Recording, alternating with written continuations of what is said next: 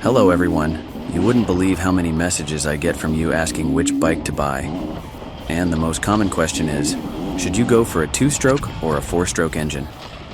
That's why I've decided to shoot this video to help you choose your ideal enduro motorcycle. When choosing a motorcycle for yourself, the first question you need to ask is, what do you really want to ride?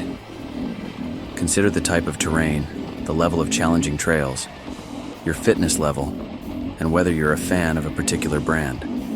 You also need to ask yourself whether you want a motorcycle with high power, or if you prefer one with smooth, linear power.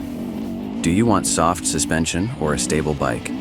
There are a lot of questions to consider, so it's best to take a piece of paper and jot down these questions, then answer them to help guide your decision. You need to know that there's no perfect motorcycle. But when you have the opportunity to choose, the most important thing is to pick a bike that will best suit you. If you're a total beginner, a 250cc 4-stroke would be a great choice. However, if you're looking for a bit more fun, a 250cc 2-stroke would also be a good option for you. Regarding 2-strokes, they are more explosive and twitchy bikes to ride, but the latest models are very linear and incredibly easy to handle. Again, it comes back to what type of terrain and riding style you want. I must emphasize that 2-strokes are not better than 4-strokes. They are equally good, each with its own advantages and disadvantages. Let me first explain the differences. When it comes to 2-strokes, they are generally much lighter because they have fewer kilograms than 4-strokes. 4-strokes are usually heavier due to their larger engine size and more moving parts. You can feel the difference in weight, and you might experience a slightly heavier feeling when riding the motorcycle. When riding on very challenging terrains where you need to find traction on the surface, a 2-stroke is a much better choice. However, if you need stability at high speeds, then a 4-stroke is the better option. When it comes to power, these two motorcycles are completely different due to their different throttle response and power delivery. In 4-strokes, the power is delivered very linearly and can be easily controlled, while 2-strokes deliver power more directly and can be a bit harder to control. When it comes to engine heating, 4-strokes tend to heat up much more. That's one of the reasons why 2-strokes have become increasingly popular for enduro riding.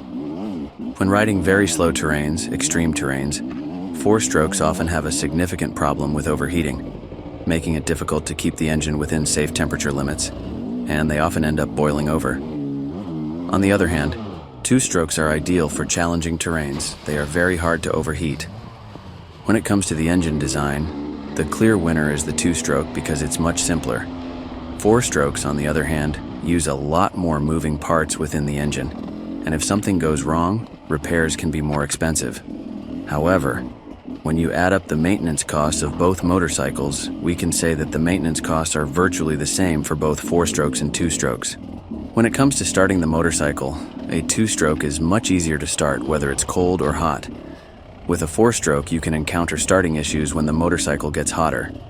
However, nowadays, most motorcycles come with electric start, so you don't need to worry too much about this if everything is in order with your motorcycle. Electric starts have proven to be reliable, and it's clear that leading companies in the enduro world have started phasing out kickstarts from their motorcycles. When it comes to traction on the surface in extreme conditions, 2-strokes take the lead. However, as soon as we start riding a bit faster, 4-strokes have much better traction on the ground. They are better for braking, accelerating, and cornering. They are simply a step ahead of 2-strokes in this regard. With a 2-stroke, you always need to be at the perfect gear, otherwise it can bog down and you'll lose power, while with a 4-stroke, you can sometimes enter a corner at the wrong gear and not have a problem with that. With a 4-stroke, you can ride through the entire range RPM of the engine and not have a major issue with traction or the motorcycle's behavior. On the other hand, a 2-stroke is entirely different. It has a certain range of RPM where the power is very enjoyable to ride. And then, beyond those RPM, the motorcycle goes wild and gets a lot of power. That's why riding a 2-stroke requires much more feel and skill to control, while on a 4-stroke you hardly need to use the clutch in corners. With a 2-stroke, it's the opposite. You always need to have one finger on the clutch and be ready for action.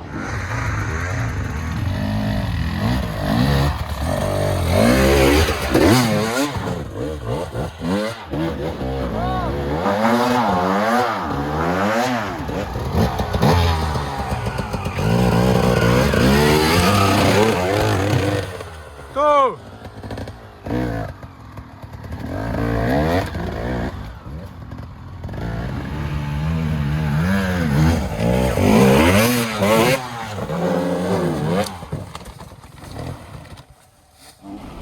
When it comes to vibrations, they are much more pronounced in two-strokes, but it's worth noting that modern two-stroke engines produce very little vibration when compared to older two-stroke engines. New two-strokes have counterweights, called balancers, to minimize vibrations. So the vibrations are almost imperceptible, but you will still feel them when compared to a four-stroke, which truly has no vibrations. I hope I've explained the differences between two-strokes and four-strokes to you well enough. I hope this video has helped clarify the differences between two-strokes and four-strokes and given you a better understanding of which type of motorcycle might be best for your enduro adventures. Remember, there's no one-size-fits-all answer, so choose the bike that suits your riding style, terrain, and personal preferences.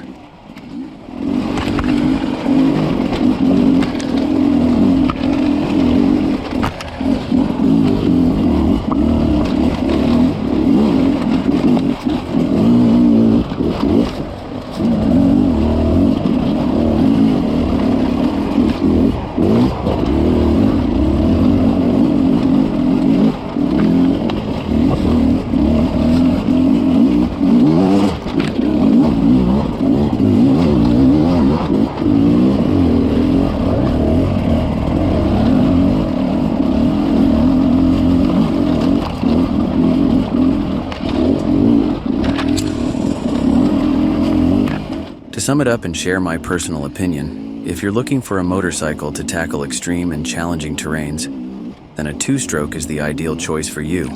It's lightweight, less prone to overheating, and offers excellent grip and traction on the surface. On the other hand, if you prefer faster rides with a lot of braking, accelerating, and cornering, then a four-stroke is the better option for you.